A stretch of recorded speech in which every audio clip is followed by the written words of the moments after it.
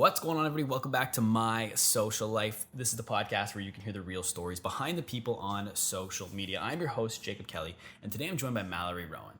Mallory Rowan is an entrepreneur and an all-around badass. She's the CEO and co-founder of LVD Fitness, a strength sports lifestyle and apparel company. She's a power lifter, a marketing consultant, and her Instagram has over 22,000 Instagram followers. And I'm very excited to have her here on the podcast today. Mallory, welcome to the show. Thank you. I'm excited to be here. I'm excited to have you here. So I want to start with powerlifting. Cool. So how did you get into powerlifting? Like, what was the whole genesis of that? When did you start? So I did my first meet in 2014. So I probably started in like 2013. Yeah, it's a funny story. Like, there's a lot of stereotypes around powerlifting and like misconceptions around it. And I was totally guilty of that. And I grew up doing competitive dance. So I just naturally had like big, strong legs. And so I would squat at the gym, like I would deadlift because it was like somebody showed me deadlift. I'm like, this is fun because I can lift a lot, right? And then I would squat. I definitely did not bench. Just like most women, I feel like in their regular workouts don't really bench. And then everyone kept asking me if I was a power lifter. And it was kind of annoying because I always thought it was like something about how I looked, but I never took in it was like because I was squatting a lot. And I'm always like, no. And like I started to kind of like hate powerlifting because I was like, I don't even know what this is. Like, everyone keeps interrupting my workouts to ask me if I'm a power lifter. Like, and then I met my now partner, Josh, and he was trying to recruit girls for the Carleton team. They had recently become like a varsity club sport, and they really wanted more women. And so it was like totally biased on his part. And then mine was totally biased because they said I could use the varsity gym. So I was like, okay, I'm down because I didn't like the other gym. And then when I joined the team, they were like, okay, now you have to compete once through the year to be on the team. So I was like, okay. And then I did my first meet. Obviously started training bench before that. Yeah. And then I just kind of loved it. And I got really lucky with my first meet. All of the women competing, it was their first meet because it was like a university only one. So for a lot of us, as the sport was growing at that time too, like everybody was a total noob. So it made it like way better because we were all just like a nervous wreck together. Yeah. And then so what drove you into the gym initially before powerlifting? Like, why were you working out prior to that? And did you ever look around and you were like, no one else is like squatting as much as I am? Yeah, like so as I mentioned, I danced growing up, right? So after dance, it's like super active, right? Like every night you would have class, and then all day Saturday, Sunday you would have rehearsal. So when I started to, get older, get into university, I was just straight up like, I'm going to get so fat if I just stop, right? Because you're like, my body has been moving like every day for hours, like since I was, I don't know, like 6, right? So I was literally like, hey, I just need to go to the gym. And then I started doing pole fitness because it was kind of like dance, but it was something different. And obviously like an older crowd because you kind of outgrow dance at some point unless you're doing like, trying to get gigs in dance. So I started doing pole fitness, and then I was going to the gym to complement that because a lot of the moves in pole, there's a lot of artistic, but it's a lot of strength too. So I was like training kind of for that, and then just for like general like weight loss reasons. And I was always like, why am I the only woman in this part of the gym? Like it just didn't seem like a very welcoming place for women. And I think a lot of it is just that people will like look at you literally just because you're a woman. They're not even like registering that they're looking at you, but then we like to overanalyze and we're like, oh my God, am I doing this wrong? Like, is my form bad? And you really like get in your head, or you're like, oh, is this guy creepy? Is he going to be a problem? So a lot of women just like avoid it entirely, right? So I definitely noticed early on, but that was the nice thing about joining the team was it was like, okay, here's some other cool girls that are like also lifting. And like one of the girls was doing CrossFit as well, which was like totally foreign to me. So you definitely like quickly start getting exposed to more women that are doing it. Mm-hmm. So to kind of give everybody context, like you're talking about powerlifting, like, can you share your PRs for squat, bench, and deadlift? Yeah. So my best squat would be like 340 pounds. My best bench would be 170, and my best deadlift is around 350. And I say around because like when you compete, it's in kilos. So it would be like, I don't know, like 352 or something. But yeah, I have a high like squat to deadlift ratio compared to most people. I think it's just maybe my dance background. I don't know, like squats are super comfortable to me, and like deadlift people love just like ripping it off the ground. But yeah, I'm a squat girl. So like, what are some lessons you took away then from your time in powerlifting, going to these meets and competing all the time? It was really cool because like it just came down to like like at a competition, you could go and you could be competing against people and they're like right there cheering you on, because at the end of the day, like, I'm not going to show up and like, if you're squatting, say like 350 and I can only squat 300, like the day of, I'm not going to miraculously squat 360, right? So people, it's like, you kind of know where you stand. And obviously there's people where you're like really close, but at the end of the day, it's very much like everyone respects that, like you put your best out there and people want it to be like a good competition. Like you don't want to win because everyone else had bad lifts that day, right? So it's really cool to see like, it's such an individual sport, but like you have such a team, like when you're out on the platform. Like there's so many photos that I've seen over the year of like, you know, one guy lifts, he goes back and then his best friend's going to go up and like take his record from him. And he's just like cheering for him because he wants him to get it just as bad. So I think it was a really cool experience to see like how you can still support other people. And like, it's going to have no impact on yourself, right? In terms of negative. Yeah, and so you mentioned when you first picked up powerlifting when you were going to school. Mm-hmm. So at the time you were going to school for journalism. So was entrepreneurship something you were always drawn towards? Or like what was your original goal and intention going into journalism? Yeah, so it was funny. Like my teachers either totally got it or they didn't, because I was like, yeah, I want to go into business. And someone would be like, well, what are you doing here? And others were like, oh, it's really smart because like even like for this podcast, right? Like I know how to edit sound. I know how to edit video, all because I learned it from like people who produce CTV news, right? So it was like really great skills that I knew that I would need like in any job going forward. And I was always curious about marketing. And then in first year, I got a job in marketing and it was my chance to test the waters. And I was like, if I like this, I wanted to do like a double major, but you can only do double majors with certain programs. It's like human rights, that kind of stuff. So I did a minor in business. And that was cool because like I always tell everyone to do a minor. I got to do like all the cool classes. Like I skipped all the classes that people in business complain about. And it was just like entrepreneurship, like marketing, all that stuff, like enough financial that it was just like, you know, a good refresher. But yeah, I started working like in marketing, like I said, and then I slowly started shifting from like big companies to startups. And I actually like, I had one summer where my company asked me if I was going to come back next year. And I just like had a total panic attack because like I hated the idea of like being in an office all summer in air conditioning. Like it's beautiful, sunny out. And somebody told me like that I have to stay inside. It just didn't add up for me. And so instead I took an internship with a startup in Ottawa that was straight up not going to pay me for the summer. But I was like, you know what? I'm going to do this. I'm going to get my foot in the door. Like, I mean, I don't even remember what I did for money that summer now that I'm saying that, but I did something. I think I had like another part-time job at an office. But yeah, that was my first kind of dive into it. And it was really cool because I was like the marketing team and then also kind of the HR team just by being a woman with a bunch of 28-year-old dudes. They were like, I feel like you should take this. So I got so much hands-on experience and like I would think of something that I wanted to try and I'd be able to try it. And I just found in bigger businesses, like there were so many obstacles or like you would pitch something and it would just, you'd either hear like, well, we've always done it this way, or it goes through so many approvals that by the time it's like you're back to school and, you know, it's really hard to actually make progress. So I love the idea of like, if you have new ways to do things, like someone's just going to let you do them. And that was what like really pulled me into startups. Yeah. And it was also then through the business at Carleton where LVD kind of originally got started, right? It was in a class. Yeah. So in my first entrepreneurship class, we had to do a group project where we like made up a business. Like it's the classic, like brainstorm 50 ideas and then narrow it down. And then we did this whole presentation and I was just like so not into it. And I had like a really random group because it was like all the people that weren't in commerce, right? Everyone else like buddied up. And I was like, yeah, cool. Like I'll go with these random people. And we made this like toothbrush that was like classic idea, you know, like, oh, it also has floss in the bottom, like something that I did not really care about.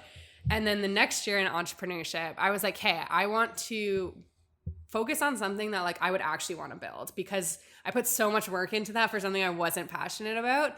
And that's a really great thing about the Carleton program is like they want you to actually be working on a real business. Like they don't want it once you like pass that first class, they're really big on like build something. Like why would you waste time on like a hypothetical project?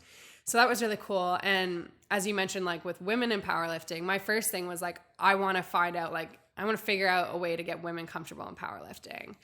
And like, honestly, my first obstacle was just like, I wasn't a personal trainer and that wasn't really what I was trying to do. But that was that first idea. And then I was like, okay, so I know I want to support the powerlifting community. How can I do that? And it's funny, I don't really remember how this happened, but Josh and I were just like training partners at the time. And then for some reason, he agreed to work on it with me. I was like, I feel like I totally don't remember ever of that, like any of that conversation of me pitching him to like do my project with me when he wasn't in the class. But anyways, we started working on it and we had all these like really cool ideas, but they were all really heavy in research and development and startup costs. So we're like, okay, why don't we just make a brand and we can build that brand and then later we could do all those things. And that was something we felt was really missing, was like a brand that we connected to, because powerlifting was going through this transition from like where people pictured it as like bald, tattooed, like bearded, like exactly what people picture when they're confused when I say I powerlift. To this new age powerlifter that was kind of like us, you know, in university, like young, into like fashionable stuff. We don't want skulls necessarily on all our t-shirts, that kind of thing. So we're like, okay, let's just build a brand first and connect this community that's kind of all over, but not really like meeting. Like Instagram in fitness was still early-ish. So it was like you had your friends that were, you know, further in Ontario, but you knew each other from Instagram, and then at the meet you would meet. So we're like, okay, let's do something to connect all these people. Mm-hmm. So talking about how you scale that brand, because at the end of the day, like you had, it was basically selling the idea. Yeah. But at the end of the day, with an apparel brand, everyone's just trying to sell their graphic tee versus another one. So how did you get people to kind of connect with yours and really grow that? I think being in the community made a big difference. Because we were our ideal customer. So that definitely helps. Like I always tell people for a first business, like if you can be your ideal customer, it's going to help you so much, because like you just have to think like, would I like this? And it makes it that much easier. And then I think it was just honestly being like genuine and actually connecting with people. Like we would go to all the events and we would talk to people for so long at our booth. Like they would tell us all about their meet and we were like genuinely interested. Right.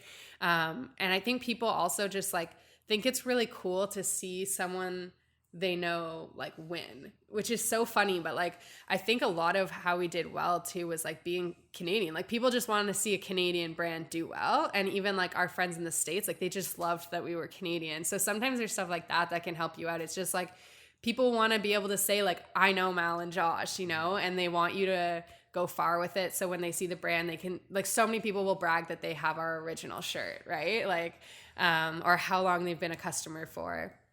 So I think just having that really genuine connection and people seeing like, oh, these are actually really cool people I'd be friends with, made them want us to win even more. And it just really helped like spread that movement. One cool thing that you did early on with the brand that I wanted to ask you about was you sponsored the Canadian Powerlifting Podcast. Yeah. And I feel like that was before like podcasts were really mainstream, because they've really blown up in the last couple of years. But like, so where did you guys how did you even find that out? But yeah, it's good research. So where did that idea come from? Where you guys like, we should sponsor this podcast? We honestly, I'm not gonna lie, like we were lucky for that. They were like, do you want to sponsor us? Because they were building a podcast. It was 3 guys that were just really passionate about powerlifting. And same thing, like they really wanted to see a brand in powerlifting grow. They thought it was cool that one of the guys always says like, we made powerlifting cool again. So they were really cool. And they were like, you know what? We just have some basic equipment that we need to cover. So if you guys want to cover that, and we were like, sure. So that was really cool. And it was honestly like them almost helping us out, because it was getting our name just like on a different platform, because we didn't have a podcast or anything like that. And then we actually sponsored another powerlifting podcast after that. And same thing, like they, I guess, probably saw the first one and then reached out to us. So that's the cool thing. Like everyone's so willing to collaborate.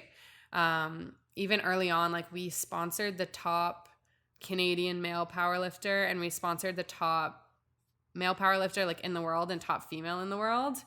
And people are always like, oh my God, like, how did you get them? You know, like how much did you have to pay? And I'm like, well, the guy followed us on Instagram, and then I followed back and messaged him right away. And we literally Skyped. He was like chilling, eating a popsicle after a workout. And he just really liked what we were doing with the charity aspect of our business. And then for the female, like we had met her at an event, and it was an event we sponsored, and we were just helping out, you know, being on the ground. Like, so we were driving her around because they needed someone to drive her, and we just got to know her. And then I remember leaving that weekend, we were like, wouldn't it be so cool if one day we sponsored her? And like, not even 4 days later, she sent me a Facebook message, and she was like, I really want to work with you guys. Like, I don't go after a lot of sponsors because like, basically, I'm a full grown woman. I don't need the money from sponsors. She's like, but I want to see you guys grow, and I think you could be really great. So it's like, you want to say it's luck, but it's also not just luck, right? Like, obviously we had a really genuine connection there, and she believed in what we were doing. But I believe like we were also really lucky that all those things kind of fell into place, and we were able to connect with people like that. Which isn't really luck, because like bent over backwards to get to that event to sponsor it, you know what I mean? Like, but from afar, it kind of looks lucky. So looking back on LVD, is there anything else, like some standout moments in those where you sponsor these huge athletes? Is there any other like standout moments from your time building that business? Like cool moments or moments that like helped build us? Probably like both, either or. The coolest moments is definitely when we see someone wearing LVD like out in the wild and they don't know us, because a lot of people are like in the community or like knew the brand through us. We've had times, there's one like really early on, we were at the mall and this girl was like down a floor and she was wearing the hat, and we yelled down, we were like, nice hat. And she was literally looking around like, me? Like she thought we were crazy, and we were like, she doesn't know like that hat is from our basement. Yeah. And like those moments are really cool where you're like, oh, because obviously it's nice when people support you for you, but it's like, it's really cool to be like, you just like came across this brand and like you actually just really liked it and decided to buy it. Like that's the really cool moments for us. I'm trying to think about something. I think one of the cool things with like the startup world, like I mentioned how you can just try things, like we would kind of set arbitrary sales goals for the month, and then the second we had a number in mind, it was like, okay, how are we going to get there? And we didn't have like a budget for marketing. Like I'm talking, we spent $0. Like everything was organic, or like MailChimp that's free up to a certain amount. But it was just so cool to challenge yourself that way and then get so creative. Like our email lists ended up making us the most money. And like I said, it's like a free platform, but we just got really strategic and like, okay, how do we get our Instagram followers to sign up for our email list? And like, how do we make that attractive? So we would do an early launch just to our email list. And people loved that because they were buying and then posting on social, and then people would search it and they wouldn't be able to find it because they didn't have access. So just playing with stuff like that and seeing the immediate results. I think also because I came from like high tech B2B marketing, where one company, our sales cycle was literally 2 years. So I like wasn't even there long enough to see somebody buy from like my marketing. So it's so cool to like send an email and then just like watch orders come in. And as we would keep launching, we would keep perfecting it even better. And like, it was just so rewarding and cool to see like, wow, we made this thing and people actually want it, you know? And like these tactics we're trying are really fun and they're actually working. Yeah. And so you said how you like with each launch, you kind of iterate and you pivot and make it better. So looking back on it now, what are some things that what you know now that you do differently? Well, looking at like products specifically, like for something like apparel for us, one of the really early lessons was like we had to drop bigger collections because especially with shipping in Canada, it's so expensive. So if you drop like 2 shirts and somebody wants one and the shirt's $30 and shipping's $15, most people will talk themselves out of it, right? But if you're spending like $150 on stuff and shipping's $15, you usually are like, that's fine. Or people would go in with their friends and they would order together. So we noticed like as we grew the collection, we would sell, like the average cart value would go up, and just small stuff like that. And like we would take our average cart value, would say it's like $85. We made free shipping for orders over 100. So we were able to like boost up the average order size because most people are like, hell yeah, I'll order a little bit more and get free shipping. So yeah, I really nerd out on like those little things that we learned. But honestly, like whenever people say like, what would you do differently? Like I would say nothing, because each thing, even if it didn't go well, like I remember one time we launched a shirt in like August and we launched one shirt and it didn't do well. But then I learned, right, from that is how we started making these really cool collections. And then from the collections, we started making them more like themed, like they had a very clear storyline. And then from there we did like a launch, like one of the launches, we changed like all our Instagram to grayscale, and then with just like highlights of gold, and it was all about like leave your legacy. And then we made a cool video. So it was like each launch we were learning like a little bit more of how to do it well. So when you're talking about there, how like with the emails, when you would add like $100 to get free shipping, were you guys very like data driven? Like were you looking at analytics a lot? Like was that helping you make your decision, or was it almost like a gut feel type thing, just what you'd kind of observe, not from a data perspective? Yeah, it's like a gut feeling on data, if that makes sense. Okay. Like, because obviously the data is showing it, but I'm like someone who always says to listen to your data, but I've never been like if you asked me numbers off the top of my head, I don't know like certain things. I might know like our email conversion rate. But yeah, it's like, that's the cool thing about a business like this, where it's so instant, where someone can buy something, is like you send that email, you know right away if it's working, because you either made a good amount of money or it's crickets, right? So I always say it's gut, but it's like smart gut, I guess you would call it. And just little things like we would play with. If people abandon their carts, we would send like an email that's like, hey, I know shipping sucks, here's $5 off. And it was a really great converter. And sometimes it's not even that it was shipping that threw people off. It's like they didn't have their credit card on them, but now you've reminded them and you've given them $5 off. So like that was a small thing where like instantly people were converting. So you almost don't even need to go look at the data. You're just like, yeah, I can see this is working. I can see people are using the discount code, right? Yeah, that's cool. And then so when you were first growing the company, like you were still working at that time. So when did you make the decision to go full-time and be an entrepreneur 24/7, 365? Yeah, so we started it like in school and I was working full-time. And then we did that, and then we competed in powerlifting. So I don't really even like compute. That's like one of those things you're like, I guess that's what you do when you're like 21, right? Yeah. We kind of I feel like we set a lot of arbitrary stuff. Like our sales goals and stuff would be arbitrary, but it just worked out. Like, so we set an arbitrary goal that like by June of this one year, I would quit. And it was one of those things where I was like, we'll see like when we get there if that actually happens. But it just made sense. Like, we were going to do this event.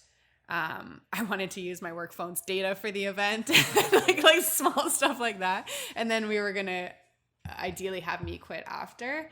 And we did a bit of thinking of like, so since we're like a couple as well, like I had benefits at my job, and then Josh graduated and he got a job where he had benefits. So we're like, okay, well now I could more comfortably quit, right? So there's small stuff like that. But honestly, we were just like, hey, let's do it by June. And then you just almost like reverse engineer. Like we were like, we just have to be in a position by then. And I think I had a bit of a blessing in disguise. Like I worked a lot remotely and I traveled a lot. And then they were like, okay, now we want like everyone to be in the office all the time. And I was like, that doesn't work for me. Just like, I just like, I hate that unnecessary structure, right? Because there was an Ottawa office, but I mostly worked with the US office. So for me, I'm like, you want me to drive to Canada to sit in a box by myself and not talk to all the other people in the office because no one really knows what I do because it's not with them. And so it was like that perfect little add up of a push. And then my Ottawa counterpart told me she was going to be leaving. And I was like, I know if she leaves, they're going to try to like get me to do her job. And so I was like, you know what? Everything is just telling me I have to go. And so we just kind of dove in and do it. And that's the really cool thing is like ever since, like, you just find ways to like support yourself. And that's been really cool too. Cause we have like the fall will be busier for LVD. So last fall we decided not to pay ourselves just to like manage the bills and stuff to have more cash flow. And then we just started making more money other ways, right? Like I know Josh was on here. He talked about getting into real estate. So it was cool. Like it just makes you realize how resourceful you can be. So can you talk about that first day where you didn't have to go to the office? I know you've been working remotely, but it's different when you're on your own. Like you talked about that very first day. I honestly like couldn't even tell you because I feel like I was so mentally removed. I do remember one thing, and it was just like, it's hard like in the type of company I was working for, it's like super, super structured. It's very like white man. Like my sister always says that it's like male, stale, and pale, which is my favorite go-to. But yeah, and I was just like, you know what? I did so much for this company, and I think so many people are just like so focused on their thing that they don't even really like appreciate or realize like And I would like push really hard to change things for marketing, and people didn't understand why. And then I remember the first day that I was no longer working there, I was driving and I had an incoming call, and I could see like the number was from one of the US offices, and I didn't answer it because I knew, I was like, this person fully thinks I still work there. Like, that's how much it's like, you're such a small piece in the puzzle. Like, they don't even know. It's not somebody calling to say like, congrats on leaving. It's fully like someone's going to ask me to do something because they don't know I don't work there. And that's when it just like really hit. I was like, I am so glad I did not put like 10 years into a company like that. You know, I was like, no, like everything I do is going to make a direct impact on like my business and my life. And that was a really great feeling. So talk about some positives then of being your own boss, like making your own schedule. Can you talk about some positive sides of entrepreneurship? Yeah. Definitely like the flexibility side of it. And like people think it's like, oh, you're never working. But like for me, it's like, we were just talking before this recording, right? Like I'm looking forward to this afternoon on a Sunday going home and having like a few hours to work by myself. And it's like, sure, you could say entrepreneurs work a lot on the weekends, but that's like, I'm fully choosing to do that because like I kind of get off on it, you know, like I'm excited for it. But at the same time, like I took off last Tuesday, Wednesday to go skydiving, right? Like I could do that, no problem. I could say yes to opportunities because I do make my own schedule. I have a nephew that's like just over 2 years old, and maybe 3 or 4 times this summer, I've like just dropped everything to go babysit because daycare was closed. And like to be able to take a Friday so that my sister doesn't have to like take one of her like vacation days that she only has so many of, that's the kind of stuff that's really cool. And like ever since he's been born, I've just realized like how much I want, like I can't go back to another life because I've even seen so much of him growing up in 2 years just by having a flexible schedule, like by being able to go over when he was really young. Like I would go over so my sister could shower, right? Because it's like your baby's fine. Like he's just in, like he's literally doing nothing, but you don't feel like you can do those things. So to be able to support someone and like be around for all that, I'm like, this just makes sense to me. Mm-hmm. That's interesting because one thing, like I asked Josh a very similar question, and you both mentioned family and being able to fit family in wherever. It's like, how important is that to stay in touch and see your family often? Because like I right now work a 9 to 5. I try to do this podcast. I'm always busy. So whenever I have like a family dinner, I'm like, fuck, I got to go all the way out there to have dinner. Like I'm not working. So like talking about how important keeping family. Okay. Also, I've been trying really hard not to swear. And then you can totally swear. I should have said that at the beginning. It's okay. I was like, oh, he just did it. No. I know I keep pausing because I like am censoring myself. Okay, cool. Honestly, like family is really big for us. And I also feel like that's why Josh and I work well together, because like on a Saturday night, if there's a family dinner, like we're in, you know, it's not like, oh, I really want to go out to the bar with my friends. Like family, I think for both of us is kind of a first priority, which is funny because like I would say I come from a smaller family, mainly that like a lot of my cousins are older and in other cities. So like my family is like 5 people, right? Whereas Josh, it's like he has a huge Filipino family. So it's cool. We have very different backgrounds, but it's just as important to both of us. But yeah, I feel like a lot of people go like full on Gary Vee of like, you know, you got to work long hours, long days, like hustle now. And one of our mentors, who was one of Josh's professors, he was like, very much opened our eyes to like, yeah, but you can also die tomorrow. So you better make sure that like today isn't just for tomorrow, right? And it's true. Like I have older parents. I'm the youngest of 3. So like for me to hang out with them now is really important. Like Josh and I will often just like go to dinner with my parents. And I think that's the biggest thing, because if you're like working so hard to be able to do that later, like what happens if something happens and you can't do it later, right?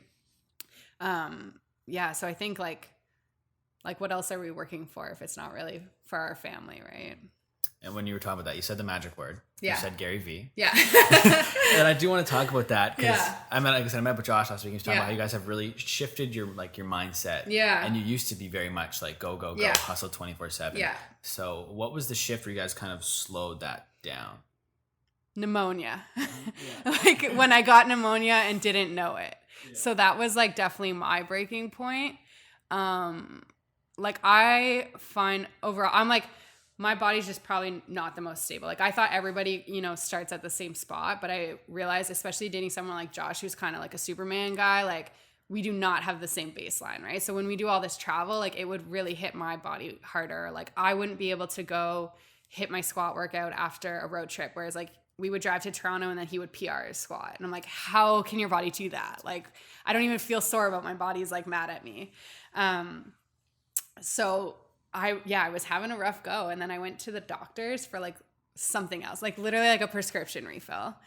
And she was listening to my breathing and she was like, you like definitely have pneumonia. And I was like, oh, like that kind of makes sense. I was starting to add up like how horrible the last few weeks had been. Like the week before we were in Nova Scotia training at Acadia and I like had a full breakdown because it was like everything just hurt so much and I was so tired of it. She's like, yeah, no, you definitely have pneumonia. Like we'll do a chest x-ray, but I already know. And like that was a really big awakening for me because I was just like literally so broken down and so focused on hustling that like I really wasn't listening. Like there's a movement quote. It's something like, if you don't listen to your body when it whispers, then you'll have to listen to it when it screams or something like that. And yeah, I was literally just like muting everything my body was saying and pushing through. And it made me realize like it didn't feel good. And it got to a point where like, I remember that was like in the fall and then Christmas, like actually my hair was falling out. Like I was like really, really bad. Like I would, go to the gym and like lean on a machine and then have like a red mark on me for like 2 days because like my body was just reacting to everything. And I had basically pushed my body into like permanent fight or flight. So it just wasn't calming down. And so what would happen is when we would come home and have like some peace, my body would freak out because it had been like holding out so long for me. And that was really the breaking point because I almost felt like I lost my personality. Like I was just like, I just feel like grumpy all the time. Like I'm annoyed with everyone. I'm like tired. Like I'm so exhausted trying to do work. I'm just like staring at my screen. And it was really hard because when you are an entrepreneur, right, you're so passionate. Like you can work for 12 hours because you're so obsessed with it. And I would just sit there and be like, I don't want to do anything. And so it really fucked with me because like I was just like, am I a different person? And then it like took a doctor to be like, no, this is actually just like your health is really bad. So that really kind of flipped things for us. And I spent like literally a year and a half, like fixing my health. And now I'm like really passionate about making sure that like other people don't do that because I just like would never wish it upon anyone. Yeah. It's like, what are some things then that you talk to people about when you're like wishing that they don't experience this as well? What are some things you tell them to like be aware of or to look out for or not to do? Definitely having like what I call your non-negotiables. So like, if that's your workout or if it's yoga or if it's reading or if it's like, for some people it is like going to the bar on a Friday, right? Like if that's what you need to reset and recharge, then like don't take it away from yourself, right? Because that's what we do. We take away things like sleep. Like I always recommend like if people are having a hard time justifying sleep, Arianna Huffington wrote a book called The Sleep Revolution. That has been like the best thing in the back of my head that reminds me to go to bed early every night because like she just talks from a scientific perspective about how you're actually not doing yourself any good by like cutting those hours. So sleep is one thing, but yeah, having those non-negotiables. If it's going out and getting hammered with your friends every weekend, then like do it. Don't like justify not doing it. If it's seeing your family, if it's going to the gym, like even though you have, it's the classic, right? Like, oh, if I go to the gym or I could work on this for another 2 hours and be done. It's like, no, go to the gym because you need those things. You need to have like your baseline to keep you sane. Yeah. No, so even though like you've scaled back a little bit, like go all the time, you're still productive. So talk to me about like, from you from a personal perspective, always wanting to be doing something or accomplishing things. Like I heard you talk about one time, I think it was, you were like on the treadmill or something at the gym and you had 4 minutes left and you're trying to like motion to Josh, like I have 4 minutes left. Yeah. Like, let's get out of here. It's like, how did like you handle like that always wanting to be busy or doing something now? Part of it is just self-awareness. Like that moment, I'm like, hey, I don't actually need to tell him like he's going to be done or he's not. And I'm going to like do something like stretching that I should probably do. So it's not the end of the world. So I definitely think just like being aware of what your thing is really important. I was going to say something. I'm trying to remember what it was. Maybe I lost it. Just honestly, like self-awareness has been really big. Something I always like to keep in mind too is like we think of energy as something like we have or we don't have. Like we'll be like, oh, I just don't have energy today. And instead thinking of it as a resource that you like you give yourself energy, you do things that give you energy. Like literally think of a video game, like when you hit the thing, like you jump up Super Mario and then you like get an extra life. Like that's actually how we work with energy. Like, and I feel like I always like accepted things. Like I'd be like, oh, I just like don't have energy in the evenings. It's like, that's actually not true. You can do something that will give you energy in the evenings, right? So understanding that energy, it plays into the sleep thing too. Like you actually probably when you say you don't have energy, it's because you're doing something that's actively like taking away your energy. So that's really helped me because sometimes I'll be like working on a really big project. And it's hard to be like, hey, you should go outside and just meditate for 10 minutes because that just seems not productive. But it's seeing those little things that's also productive. That's what I was going to say. So like you see like working on your computer as productive, you have to start seeing the other things as productive. So if I say like at lunch, I'm going to sit outside and meditate or even like watch Netflix for 10 minutes, you have to see that as productive because it's actually going to be what fuels your afternoon, right? Because that's what's going to give you the energy to like level up for the afternoon. Because if you just keep working, your productivity is just going down and down. So it's like, people think they have to justify having a workout in the middle of the day. It's like, no, see it as just as productive because it's going to make your afternoon productive. So it's just really like taking those things as equal importance and not like a luxury. Because we're like, a lot of people will be like, oh, I don't have time to read. It's like, well, it's not really true. Yeah.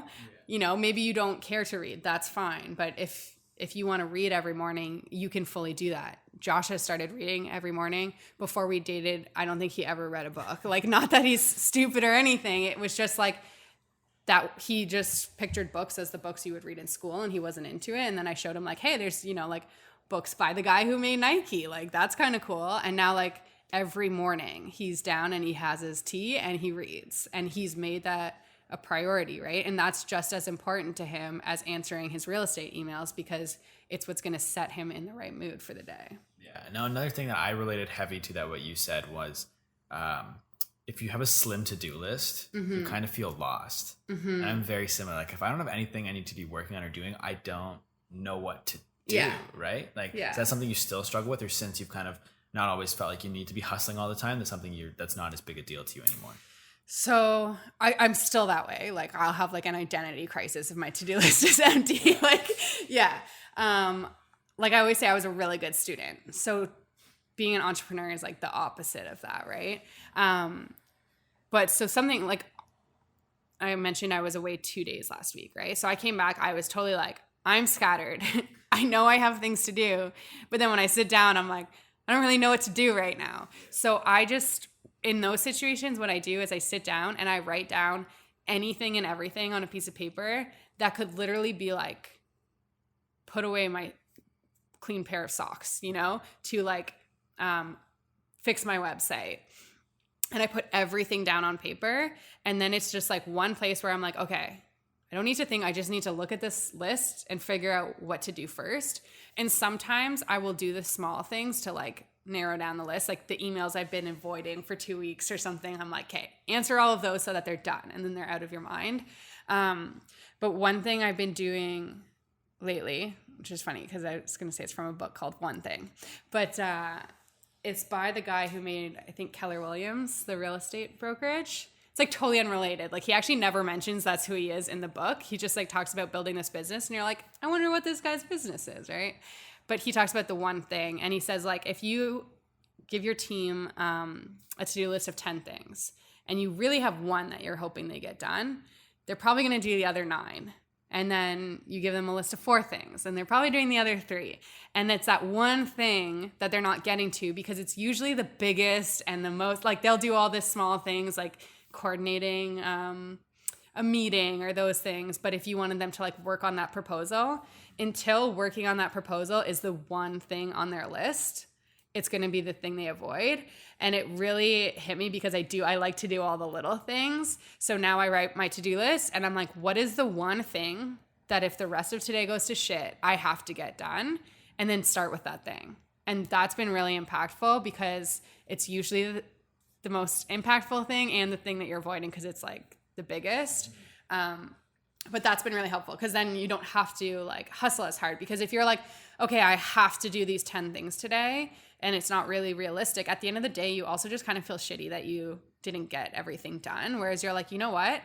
Actually, I got my one thing done and I feel like I need to go to the gym. And then you just feel better about doing it. You come home, you probably get the other tasks done, but you at least have gotten that one thing done. Yeah, that's fair. I was going to ask how you prioritize it. So once you have your one thing done, then you kind of revert back to the full to-do list. Yeah. And like the way he explains it is like, what's the one thing you could do today that makes everything else unnecessary, or like less important?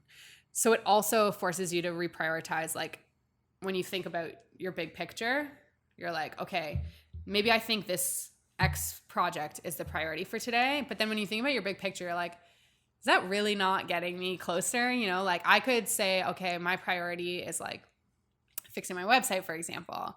But then if I think like, okay, I'm trying to grow this business, what's going to be the closest thing to getting me more leads? It's not really my website. The website's like nice to have. I have a website. I just want to change it, right?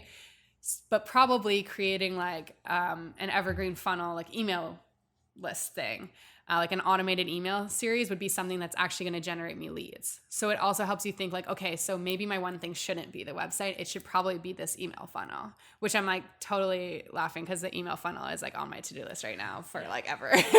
But it's true. Like you got to think about what's going to be the most impactful. It's kind of like the 80-20 rule. So like 80% of results come from 20% of our efforts. You can say the same, like 80% of revenue comes from 20% of efforts. So if you can just constantly figure out what's that 20% and then make that your one thing. Okay, that's interesting. And another thing with entrepreneurship that I wanted to ask you about was just with being an entrepreneur, naturally you're by yourself a lot. Yeah. So does it ever get lonely being an entrepreneur? Yeah. So it's interesting because before I would have said like sometimes, and I realized it's because Josh and I were always working together. So you could say, you know, like we would work separately a lot, but then it'd be like, okay, can I run this idea by you, right? And then you get that feedback. But then lately, because he's doing more real estate stuff and he has a part-time job at Lululemon, I do find I'm alone a lot more. And it's not that it's lonely in that I'm like sad that I'm alone, but sometimes like I'll get really stuck on, it's the creative stuff I find is hard. It's really hard to like sit in a room by yourself and be super creative, because I think you can get to a certain point and then you'll hit like a roadblock or like you're not sure where to go. And then you're just sitting there and you're like staring at it. And like you realize how impactful it is to have someone else just like have a different viewpoint or an opinion.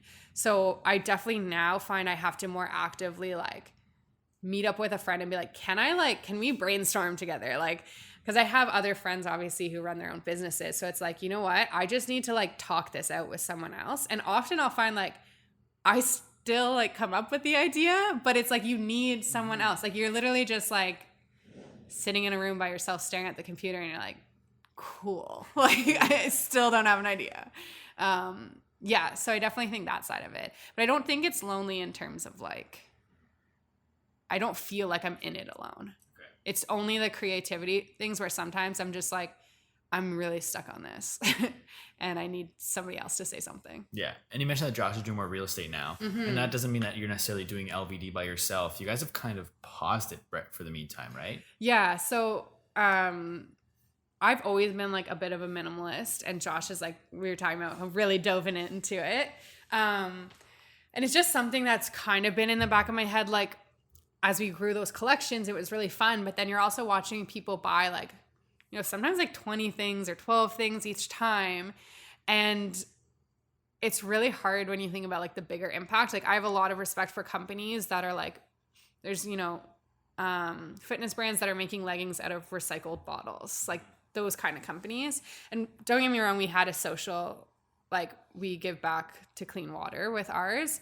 But it almost feels like an oxymoron because you're doing good, but then in a way you're also not doing great, which before we thought we were combating by, you know, making sure all of our stuff was made in like an ethical factory. But I'm like, okay, maybe we actually just shouldn't be making so much. And so that's something we've kind of been toying with right now, because obviously it's a big jump if we were to go like fully recycled materials. But we're also like, you know what, maybe we'll just go out on the high and like have this brand that we grew and like have that journey with everyone. And then we're like, maybe it's good for someone to just actively say like, we're not going to keep producing it because, to be honest, fast fashion is a problem right now. And like, we don't think you all need 5 more graphic tees, right? So that's something we've kind of been playing with, and we've like thrown it out to a few people. And like a lot of people are like, I think that's really cool that you're just deciding like it doesn't necessarily align. And I think there's other ways that we can help people, because at the end of the day, it's for us, it's just about like community and helping people. And like with him with real estate, he can do that. I'm starting to work with people that have new businesses, so especially helping them to not burn out, which is really important to me. So we're just kind of looking at like maybe doing the next chapter, and it's something we'll probably decide by the end of the year. It's like one of those things that should be the one thing on our to-do list, but you want to think about it, right? But yeah, we just want to make sure we're not actually doing bad in an attempt to do good. Yeah. Would you ever go print on demand? It's hard to go. It's almost like going backwards, because for a lot of those ones, it's you lose like quality control is the only thing. But that is a potential option, yeah. So just like what happens if you announce that you're either kind of stopping the company because you don't necessarily, it doesn't align with your values anymore. What happens, like, would you guys sell it because people might reach out to you and they're like, they're not going to do it, but it's a great company. Like, would you guys like ever? It's a great question, because we talked about selling. And one of our mentors too was like, selling would be a great experience because then you like have the experience of selling a business. I don't know. It's tough. I think it would just have to be the perfect person because it was such a niche thing. And I do think it went really hand in hand with like myself and Josh, even though we very much built it. Like we were not the faces of it on like social media and stuff. But people got really invested in it because of us. So that's one thing I'm like, if I sold it, I don't know, like maybe if we weren't behind it, would people still be about it? So that's a tough question too, right? Because you don't want to sell it for X amount and then that person not make any money.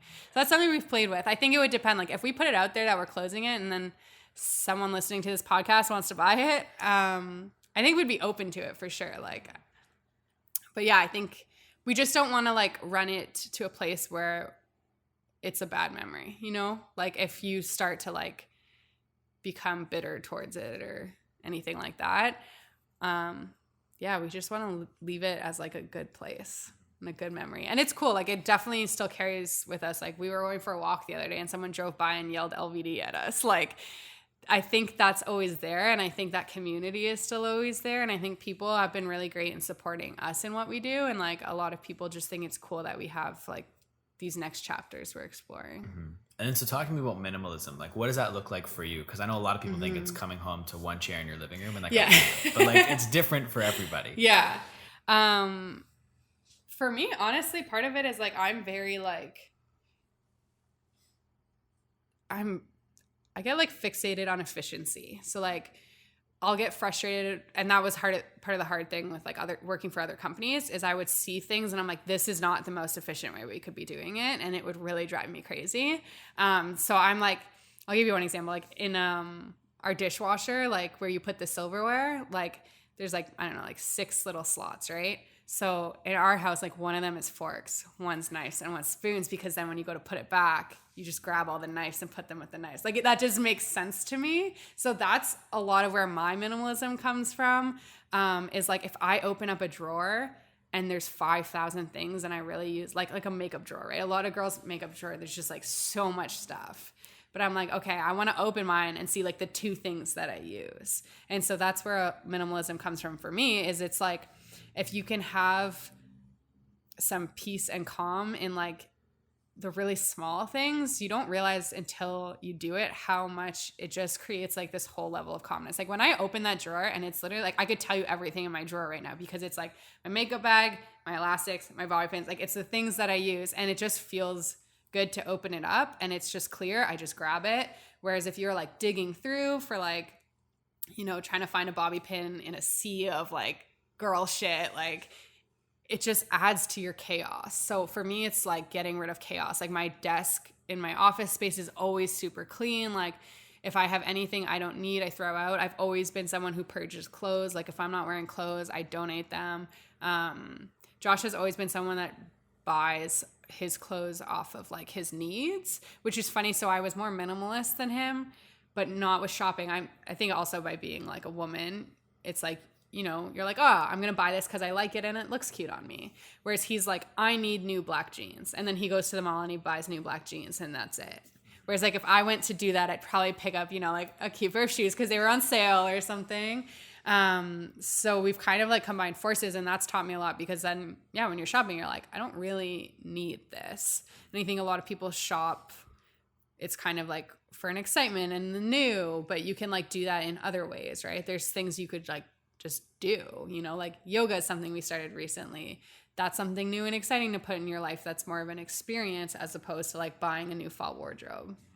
But yeah, for me, it's literally just like, if you can get rid of the chaos in your life, it's the same way that like Zuckerberg and them, they wear like the same t-shirt, right? Because when they go to their closet, then they don't have to think. There's no chaos. It's just like grab the t-shirt and go. So then in your case, was there ever really like a big decluttering phase where you guys kind of went through your house and like threw out a bunch of shit? Or was it just like gradually over time, this is something you were just naturally doing, so it's never been a problem? Yeah, it's never, we do like, we call them purges, but it's never been like that much. Like, and I don't know, I think it's like since I was really young, I don't know, we could go very like psychological on this, but like I think as a third born, like I'm very like independent. I do what I want, and like I love change. Like my sister, middle sister, hates change, but like for me, it's like I just love change. I love like doing things, so I don't hold on to things the same way, which I think is a big thing. Whereas like even my mom, she grew up poor, so she's not like a hoarder by any means, but like she is more inclined to hold on to things because they either mean something to her, or she just always has this fear of like, what if she doesn't have things later? Whereas for me, I'm like, oh yeah, this is like a cute card. Like when someone gives me a greeting card, you know, like I read it and I appreciate it, but I almost feel bad because for me, it's like, it goes like right into the recycling. But I appreciated that moment, but I don't need the card to remember that moment, right? Like I don't need every birthday card someone's given me. So I think a lot of it comes from that. I'm just not like sentimental to stuff, which I think helps because a lot of people like keep stuff out of this. Like, what if I ever need it? A really great rule for people, especially with clothes, is like, if it's in your closet for a year and you didn't wear it, then like it's gotta go, because you're just gonna keep telling yourself you're gonna wear it and you're not. Like, yeah, like minimalism is something that like fascinates me and I want to move more towards. And like for when it comes to stuff, a great tip that I saw was like, especially with objects, or even like a card, is you take a picture of it and then you throw it out, and then you have a book of all your important shit, because it's not like that special spoon. I don't know. Right. That, like, it's not actually the spoon. It's the memory of it. So if you have a picture of it, that picture will then invoke all the memories, and then you've whittled all your clutter down into a book that can fit on a shelf. Something I do too for like, I obviously have some things where it's like, you know, like maybe a sweater where you're just like, keep telling yourself you're going to wear it, or maybe it did have some significance. I will do like a halfway purge. So I will like put everything like in a garbage bag, and I'll put it in the closet in the other room, or like in your garage. And then like a few months later, if you can't remember what's in the bag, there's two ways you can do it. You can just throw the bag then, because it's like, you know what? There's nothing where I'm like, oh, where's that sweater? You know, because sometimes that happens. You're like, oh, I need those pair of shoes for this event. Then you go get them. If you don't even remember what's in the bag, to me, it can just go. Or you sit down, you open it up, you go through it. And there might be some moments where you're like, oh yeah, like I love this shirt, but I didn't even realize that I got rid of it. So then you can get rid of it. And it gives you an opportunity to like save some. So if you go through and you're like, oh, I actually do really love this, you can take it out. So it's a nice way to like almost like practice purging, because sometimes people get in a purging mood and then the next day they get in like a hoarding mood and they regret the purge. So yeah, you can kind of like halfway do it. And then I also think about, there's two ways you can do it. Like if you can sell your stuff on Marketplace on Facebook. So sometimes I think like, do I want this sweater to maybe wear it once in the next year, or would I rather $20 for it?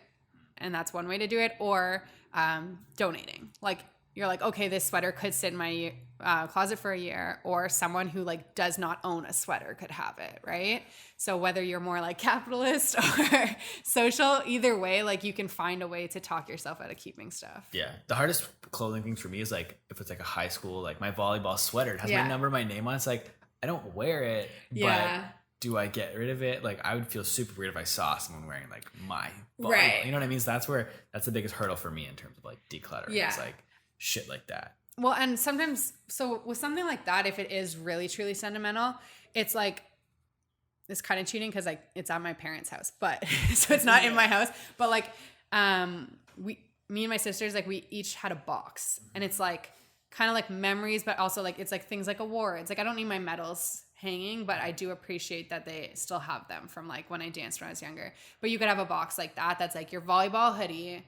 You get like one thing. You don't need like 6 volleyball memories, right? But the hoodie could be the memory for volleyball, for powerlifting, right? Like you could keep like an award, or like I kept my first like Romaleos, they're like lifting shoes. Like even though I have a more recent pair, like that's one scenario where I know I don't need both in my house because I'm not really wearing either. But one is like if I want to start lifting heavy again, those are the better shoes. But the other ones is like we built LVD with those shoes, you know? So like I have that, and I just have it now somewhere else as like a memory stash. And I think that's different because you don't need your volleyball hoodie in your closet. So when you go get dressed, you're not going to see it every time, but you can have like a walk down memory lane box that like, you know, you show your girlfriend, or when you get married, you go through it, and like, it's nice to think about, but it stays in the basement tucked away somewhere. That's fair. And so now kind of just moving on from minimalism, talking about you have a marketing agency now, right? Like, cause now that you're not doing LVD, that's your main source of income. Yeah. So, yes, I started doing like marketing for some companies. And then what I realized is like, I like empowering people to do their marketing more than just like doing it. So now I've started working with like new entrepreneurs for the most part, or ones where, you know, they've kind of been doing it for like a year or so. They have enough income that it's like comfortable, but maybe another part-time job. And I'm trying to help people get comfortable with marketing, because I think marketing is really huge, like analysis paralysis for most people. Like there's so many things you can do that they do nothing. Like whenever I speak on things like social media or online communities, people will be like, how do I grow my Instagram? I'm like, oh, what are you posting right now? They're like, well, we haven't posted yet. I'm like, okay, well, that's step one, right? But they're just so scared to post because then they have to think about the visual, the caption, how to engage. Like, so a lot of people just hurt their businesses because they're not doing anything. So I started a program that I just launched, and I'm working with a small group of entrepreneurs, and I'm getting them comfortable. I'm going to, walk them through like the basics of email automation, the basics of social media, so that they can have those pieces of like, yeah, I can give them my tips and tricks of what works well on an Instagram story, but I want to get them to a point where they're comfortable with it, that then they can do what we did of like, okay, yeah, I know how to send an email. How can I optimize this for me? Because I don't believe there's like one system for all of us, right? Like what works well for me on Instagram might not work well for someone else, or it can, but maybe you'd rather do Facebook ads, right? So my goal is to help people get comfortable with marketing so that they actually feel like clear and they have direction. And then how do we do that without burning out, right? So I'm tying those two elements together of like, okay, here's everything you're going to do, but before you go home and like do it all in 2 days, let's talk about like productivity tips and, how to set up your schedule so that you don't crash and burn. Because I think that's the biggest thing. People will be like, okay, yeah, I'm going to post every day on Instagram now, and I'm going to start a YouTube channel. And you're like, no, you're not. Like, or you will, and 2 weeks later it will be done. Right. So I'm really trying to help people just like get clear, because that's what I noticed was the biggest thing. Like, I think it's the people that I attract to, just with like my personality. It's like people aren't like hell bent on making millions. They're like, I need direction and I need some clarity on how to market my company in a way that feels good and that won't run me to the ground. And I'm like, you know what? That's exactly what I love to show people how to do. So yeah, I'm starting to do that now, and it's been really cool. And it's just cool, like seeing the small transformations people can make. Like, you can do the smallest little things, and it can totally change your business. Yeah. And one thing that like I've heard people describe as one of your strengths is branding. So like, how is that like a passion of yours and something else you help companies with as well? Yeah. So like I always tie like branding and marketing together, because to me, like anything you're doing with your marketing is branding. So it's definitely like the same.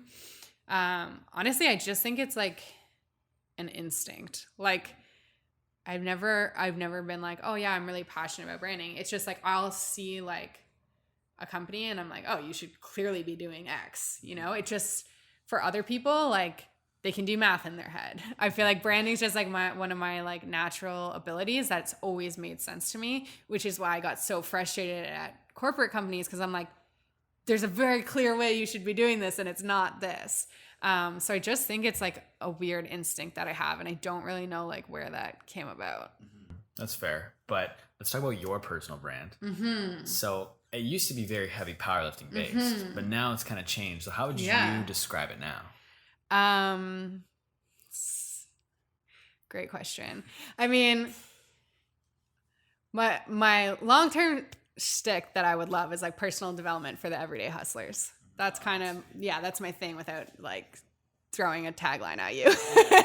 I just think like the two biggest things that have changed my life was like going into entrepreneurship and figuring out like those small changes. And when we say like fixing my health, like I hesitate to say that because people think that's like just about eating salads, but like getting a handle on my personal finances was huge. Like I do not have anxiety around money. And I think like a lot of people do. And like being able to I literally just did my homework and like taught myself, and it took a lot of trial and error. You know, I would like set up this whole system and it didn't really work for me. So then you kind of crash and burn again. Right. But now it's like, I touch my finances twice a month and I don't have to worry otherwise. And I don't even worry on those days. It's just like the days I send invoices, the days I like put money in. And that's like one example of ways that you can really like change your like everyday, just like baseline of happiness. Like people often now when I go to events, people are like, you seem like really zen right now. And it's so like, they say it as if I just came from yoga, and I'm like, this is just me now. Like, I don't know what, like, it's such an awkward thing to react to, because I'm like, I don't know, I just am. Like, they expect me to say like, yeah, I actually just smoked a joint. But I'm like, yeah, no, this is just me. This is my face. Like, yeah. I lost my train of thought on that now. That's okay. But I was going to like use that as a transition to your Instagram. Because you're over 22,000 followers. So like, what are some things you did over the last 3-4 years that helped you grow that account? See, it's like a catch-22, because on Instagram, if you niche really hard, like you'll win. Like the harder you can niche, like even like people niche on nutrition. It's like, no, if you could literally niche on like gut health for people with IBS, like you will just soar. And so that's something I struggle with, is that I don't niche very hard. And I think part of that is because like I never grew it to be a business, like my personal one. It was literally just like I had a business and people were following my personal, and they liked like the powerlifting and stuff. And I've always been like a very open person. So I would talk about things like body weight, and people just really liked someone saying things out loud that they were feeling. And I got a lot of responses like that, for stuff that like I never really thought twice about. I just thought like we all knew some of this stuff, you know? So for me, it's really like just a place that I can like openly share my journey without sounding cheesy. But yeah, like lessons that I'm learning along the way, like something like the personal finance thing. It's like, I read like all these different books and I talked to all these different people. So if I can make like one Instagram post that kind of helps people, you know, take all those pieces together and go fix their personal finance. Like I had some people, when I did like a personal finance post, they literally went and did what I said, and now they don't have anxiety around money. So I'm like, if I can just like pass along, I feel like I've been really fortunate in what I do to connect with so many different people who are like experts on so many different things, that I just feel like it's almost my job to relay that to other people, and like really just like inspire people to go after whatever they want and like feel good. And like this idea that we have to be like stuck in a job we hate so that, you know, it'll pay off later, and feeling like shit, like that's not normal. Like we shouldn't be feeling like shit. Like we should feel really good every day. Like obviously you're gonna have some bad stuff that happens to you and you won't be like smiling through it, but I think everyone's baseline could be a little bit happier. And I just want to like push people to do that, right? Like one of the big things I shared the last like 2 years is that I used to be afraid of riding a bike, which is like so silly, but like it's just one of those things. Like I learned once when I was 7 and then never touched it again because I was so busy at dance. I also didn't live like near my school or dance. So like there was no biking to my friend's house. And it just like built up. Like, it just doesn't make sense to me to be on like 2 skinny wheels. Like, it was just one of those things. I'm like, this doesn't seem logical. And so I was like, you know what? I'm going to do that, and I'm going to share it. Like, as much as some people are going to be like, this girl's a wacko for like being afraid of that. The number of people who have messaged me that they're afraid of biking. Really? Yeah. And like that have started this year and stuff. Like, it's crazy. So I'm like, you know what? If I can just share those things and show people that like, yeah, maybe it's not biking for you, but maybe it's something else. Maybe it is leaving your job, right?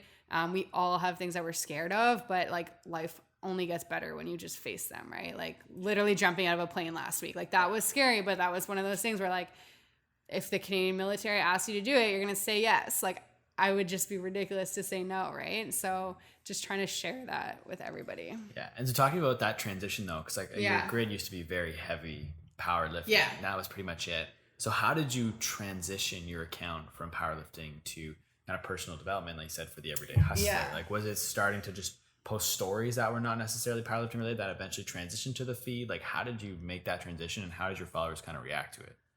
I think it's a lot like mindset is kind of what connects everything. So like I said, I would post my lifts, but I was never one that was just like, you know, here's yesterday's squats, here's today's bench. I always was like, you know, talking about the mental barriers or like like I said, the weight aspect of it.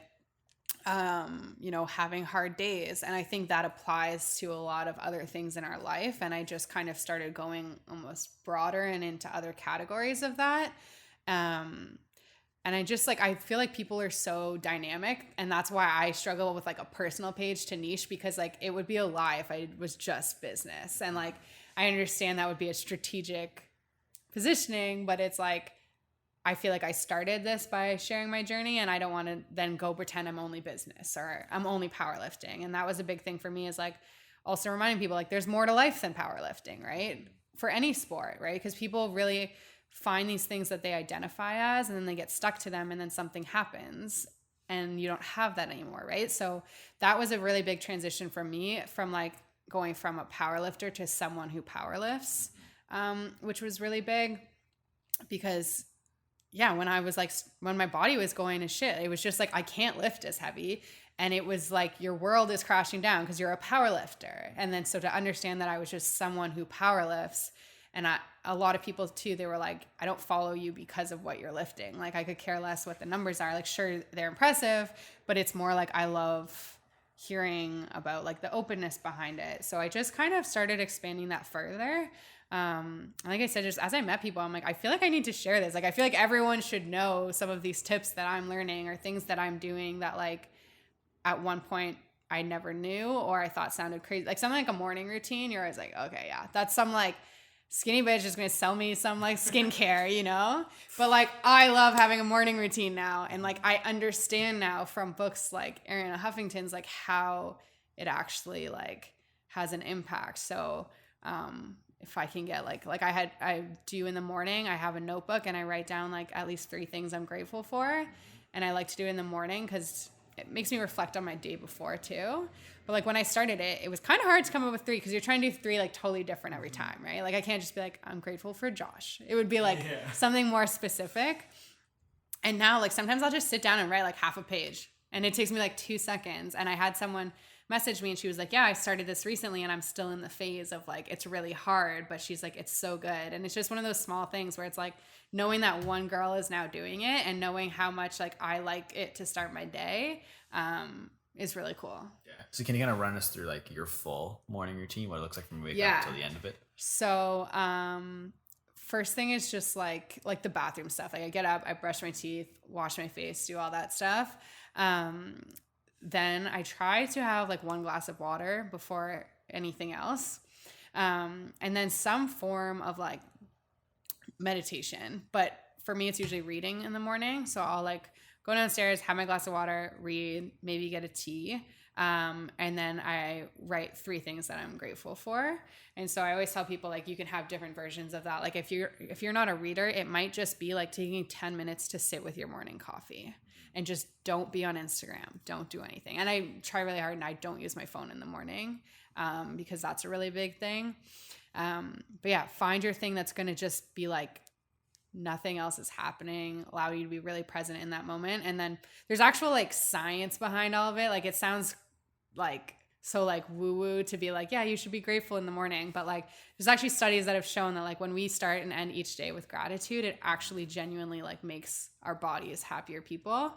So I think that's a really big thing. Another way you can express gratitude if it feels weird to write it in a book. I also suggest to people like writing a message to someone. Like most people probably don't tell their mom enough, just like how much they appreciate them, or their sister or a friend. So sometimes just sending like 3 texts like that will actually change that person's day. And it's just like a really nice connection to have. Yeah. What about evening routines? That's one I've struggled with more so than morning routines. It's like trying to figure out like what that looks like. And then it's also because it's like a hard stop to my day, like 10 p.m. Yeah. I gotta put my phone away. I gotta turn my laptop and do my routine. Like, do you have an evening routine as well? Yeah. So definitely like getting rid of screens at night has really made a difference for me. So like try to have a time where you don't have screens after that. And even though I feel like we think of them as similar, like watching Netflix to reading a book, like it is very different. And it like reading a book is really like calming for your body. So like to read at night instead of throwing on Netflix, I think is really nice because it's actually quiet.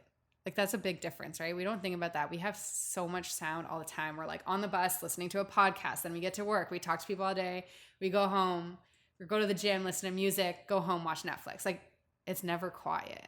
So when you read a book, you're just sitting there and it's quiet. And I think that's part of the really big calming thing. So if you can like get rid of your screens, like at least an hour before bed, do something like reading or like talk to your partner, like without Netflix on, you know, like just literally sit and talk in bed. That's the biggest thing for me is like screens, like no screens. I mean, something like reading. And then I really like going to bed to like one of the meditation apps. There's one called like Balance or Headspace.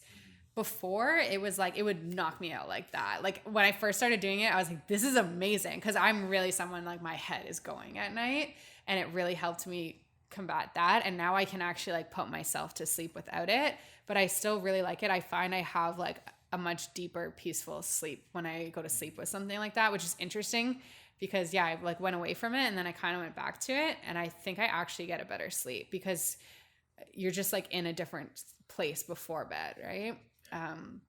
So that's the biggest thing for me. Yeah. Yeah. So I know you don't use screens kind of in your evening, but I do want to jump back to Instagram. Yeah.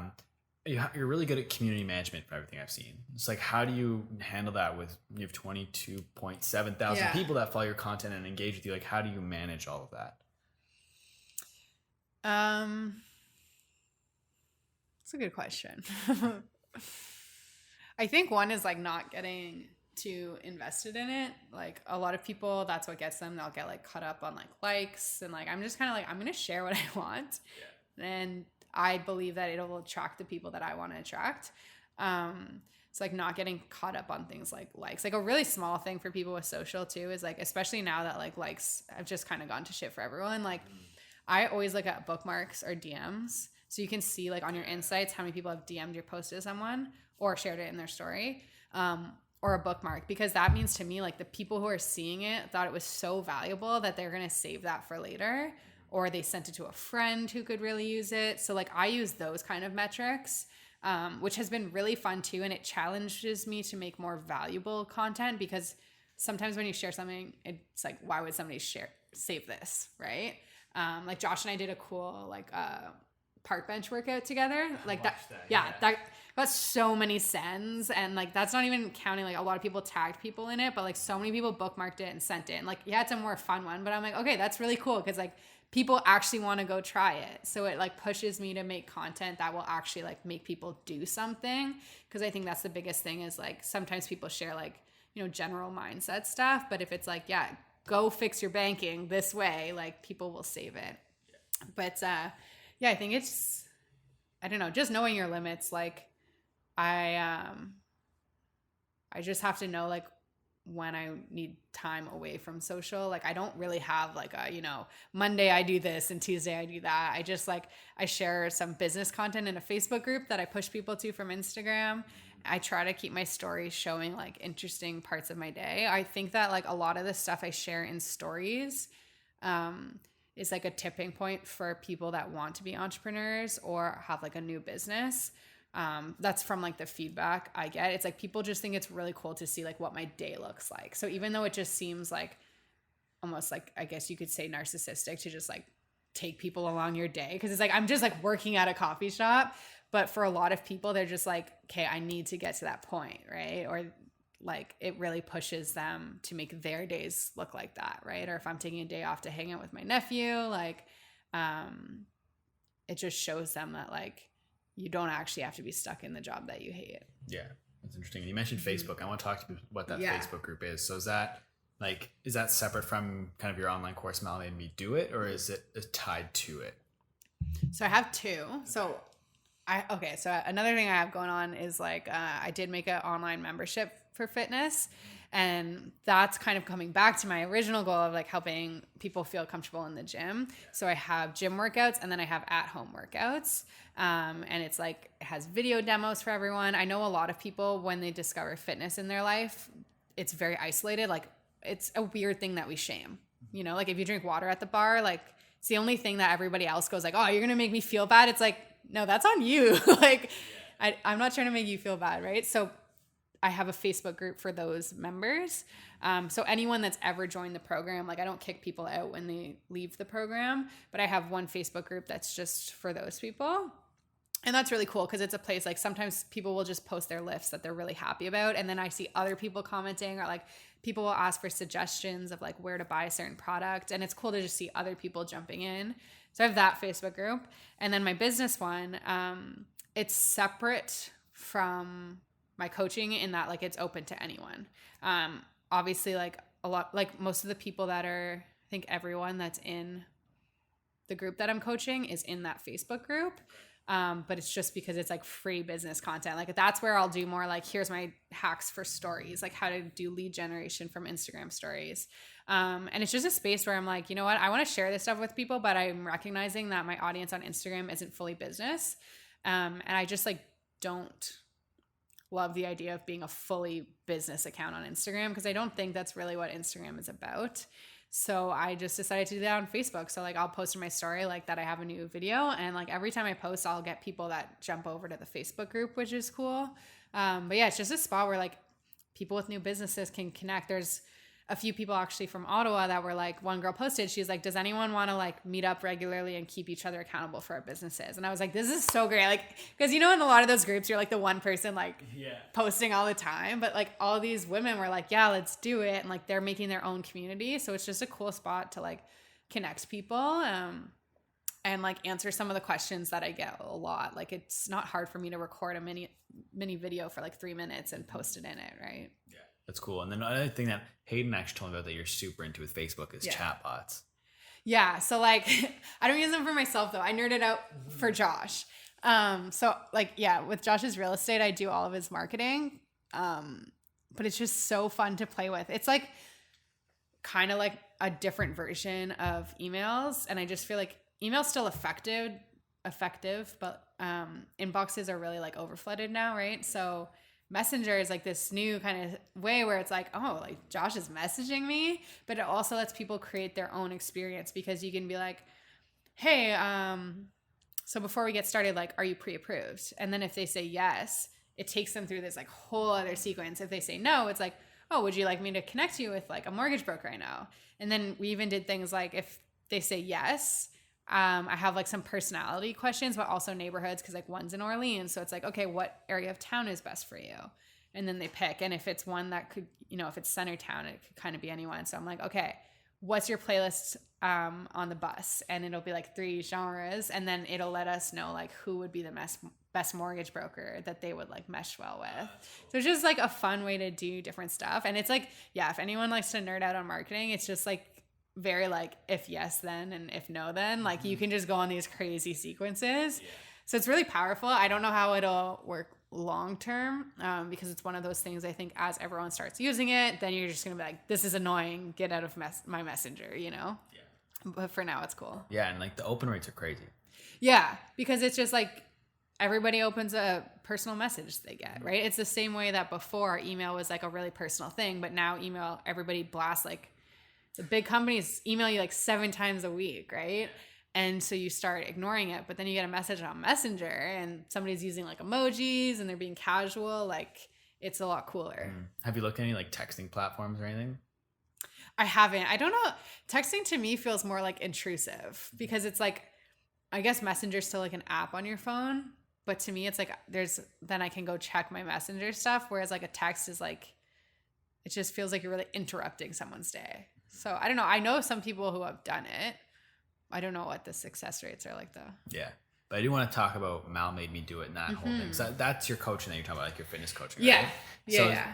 Where did that, like you said, the idea is kind of from your original idea of wanting to kind of empower women to feel comfortable in the gym. So is that kind of where that whole idea came from? Or like where did you decide you wanted to do online coaching? Yeah. So honestly, it started because I wanted to keep myself accountable because as I came out of powerlifting, it was really fun to like wing my workouts at the beginning, you know, like just do whatever I wanted. And then I was like, hey, I like kind of feel like I don't really have goals, you know? And I was like, I feel like other people are in the same position where like, you know, they like to work out, but they probably need a little more accountability. So I was like, hey, I'm going to try this. Because a lot of people have reached out to me over the years for coaching. And I have a lot of respect for coaches. And I always say like, I'm not a coach because I don't have like professional training. And it's not something I've wanted to like invest my time in. So with this, like I partner with coaches and that's the really cool thing. So I like you said, I'm good at building community. So I'm like, I can build this community. I just need someone to like insert a program that will work. So that's a really fun thing I've been doing. So I work with different coaches and they write the programming. And it's one to make fitness more accessible because it's $20 a month, to get like all your workouts. And it's workouts that will like, it's not just like, oh, here's like, you know, 7 different workouts you can try. It's like, if you actually follow the program, like you will get stronger, you will get leaner, like you will see results. So I wanted to offer people that in a way that was affordable. And I wanted to make it more accessible because I know a lot of people tell me like they don't go to the gym because they just don't know what to do. So that's why I have the at home as well.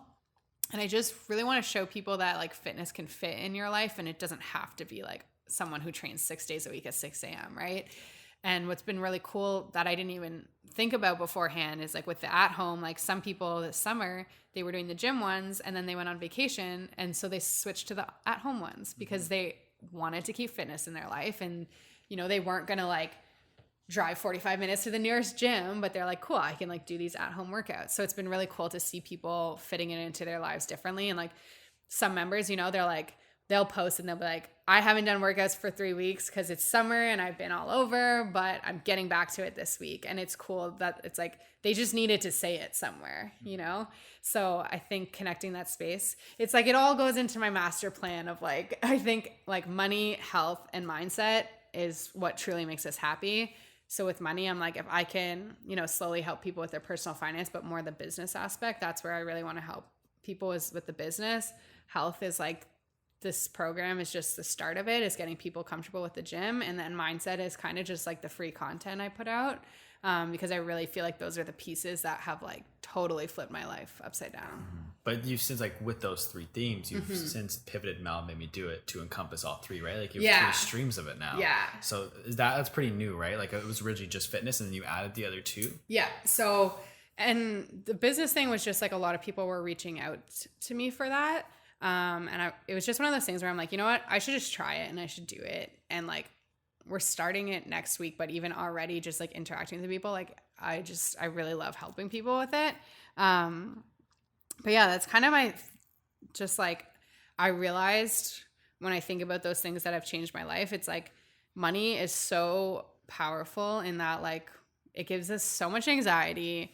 We're like not really supposed to talk about it, you know, like it's just this really weird thing, but it doesn't have to be. And I think part of it is like, yeah, we all make different amounts of money. And don't get me wrong, some people money, it's like they actually are in really tough situations. But I think a lot of it is like, we just don't know how to do it. Like we didn't learn it in school. Like a lot of people are making, you know, like say 60K, but at the end of the day, they're not taking home that much because they just have like a bad system. And then like, the systems that they try to teach us, it's not really something you can like implement every day, right?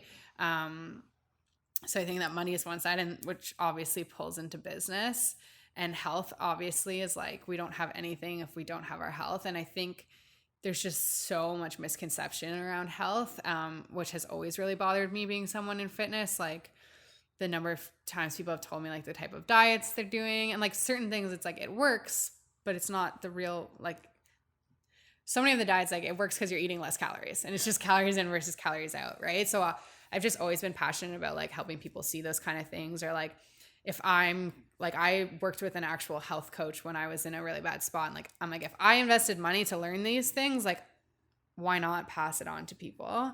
So I think health is obviously a huge aspect of it, and then mindset, because you could have like top health and you could have your money set and you can still be like a really big grumpy asshole, right? Yeah. So it's like all about perspective. And you could also have like no money and be in a really shitty spot. Like you always see like cancer patients, so many of them are like in the best, like highest spirits. They're like the most motivational people. And you're like, how are you like this?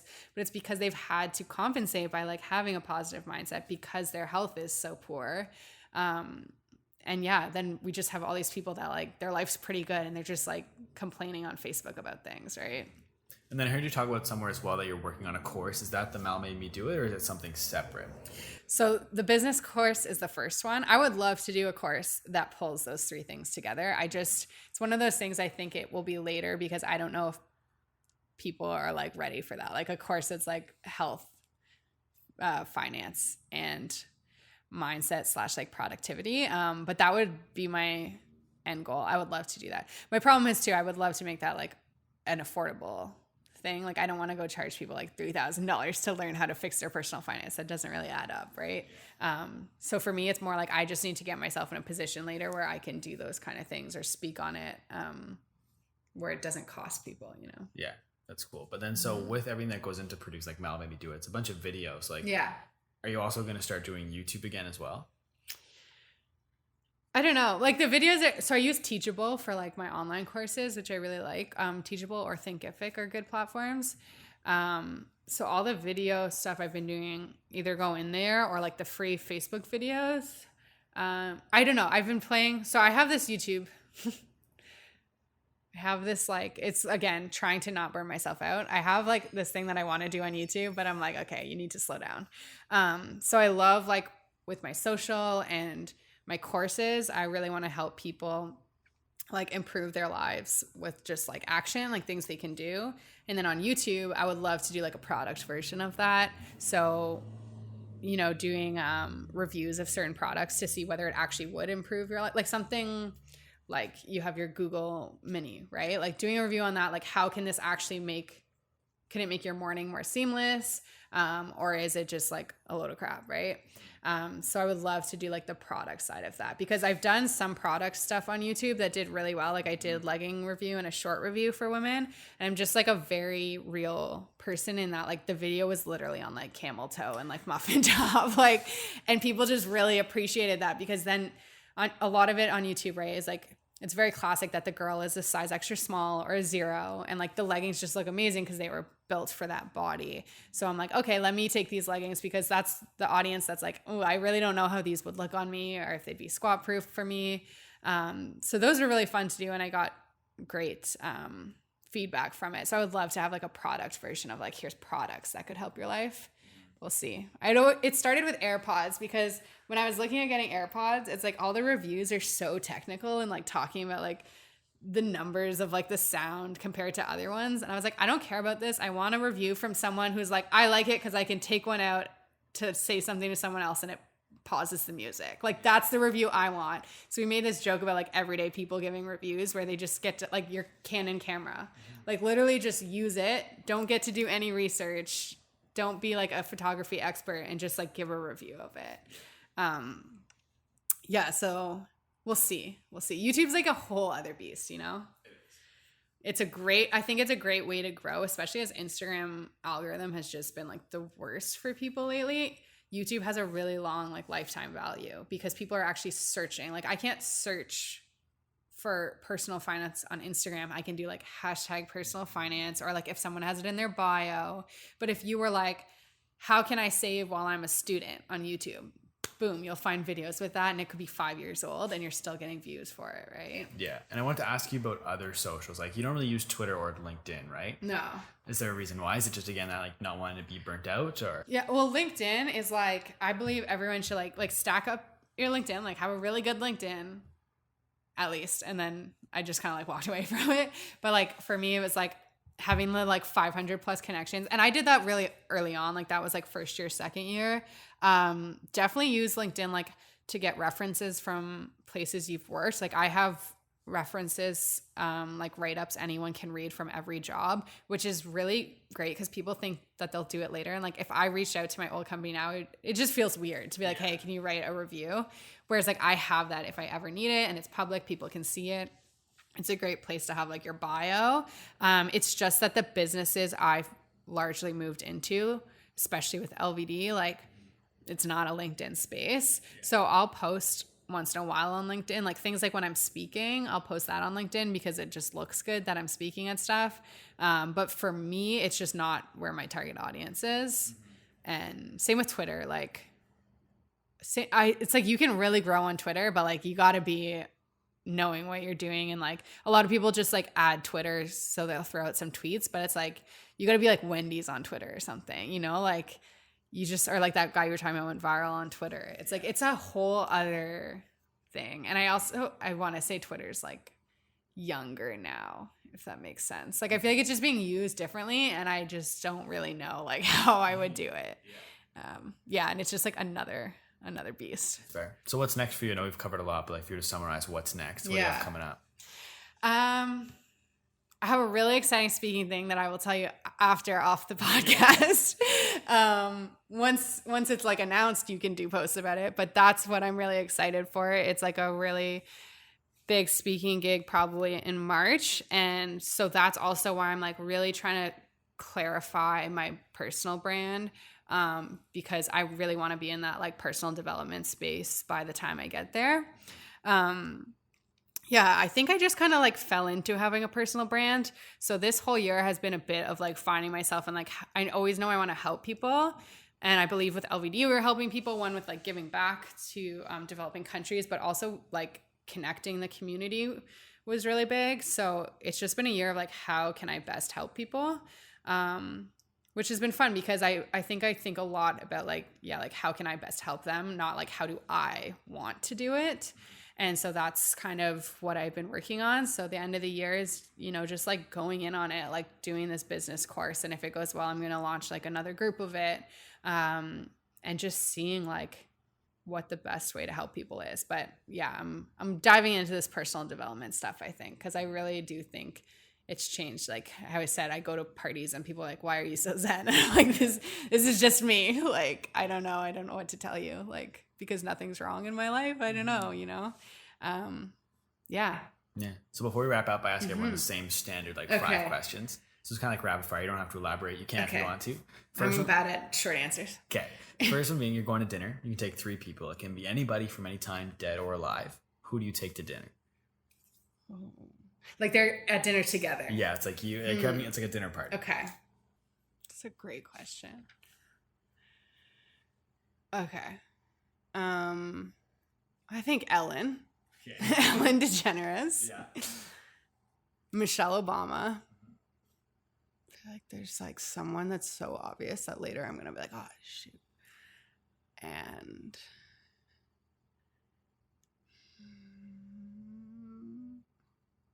I'm gonna say Gary Vee, just because I think that's like I'm more thinking of the dynamic. Like I would love to see Gary and Vee and Michelle Obama and Ellen all talk about something. It would be like very different perspectives, you know? Yeah. What's the best advice you've ever gotten? Or some of the best advice? I know there's a lot. Okay, I have 2. One, my Nana used to say is don't worry till you actually have something to worry about, because that's so me. Like I prep for worst case scenarios. And the second one is honestly from our mentor, when like so much of the entrepreneur culture right now is like Gary Vee, right? It's like eat shit so you can eat whatever later. I don't remember what it is. Caviar later or something. It's like sounds so obvious and dramatic, but it's like everything could change tomorrow. So you have to actually enjoy today too. Like he really pushes us to put away money from everything we do for a vacation each year, because he's like, you actually deserve a vacation in the same way that your 9-to-5 counterparts do, right? So just remember that like everything's not for tomorrow, because then you'll actually miss today. What's one thing about you people wouldn't expect? I'm really like sarcastic, and I think that's where I want to play with YouTube a bit is I hide it more on Instagram, which is just kind of early on. It was like one of those scenarios where people didn't necessarily know I was being sarcastic, and then I just look like a bitch. So I feel like I just really backed away from that. Like this one girl, when I was doing a speaking thing in Seattle, she picked me up and she was just like so relieved. She's like, honestly, I just thought you were like such a like nice person. And she's like, you are, but I didn't realize you're actually like that much more real and like you're funny and like sarcastic. And I feel like that's the biggest thing is like in person, I will like be making all the jokes, but on social, it's like, I don't really know how to show that in the right way. And that's where like YouTube was fun because it's just literally me sitting here like talking about camel toe and stuff. Yeah, I'm very sarcastic. Yeah. What's one thing that's so important everybody needs to know? That's a big question. Okay, I feel like because we've been talking about personal finance, like my new thing is I tell everyone to read the book Profit First. Okay. And it's for businesses, but like it applies to your life too. It's basically about paying yourself first. So like, yes, you have to pay your bills and stuff, but like put money into your savings and like just how you can do that. Yeah, it's like you can be making money at any size. So for the last question, I kind of like to flip the script a little bit. So if you had a crystal ball that you could see the answer to anything, what is one question you'd want to know the answer to?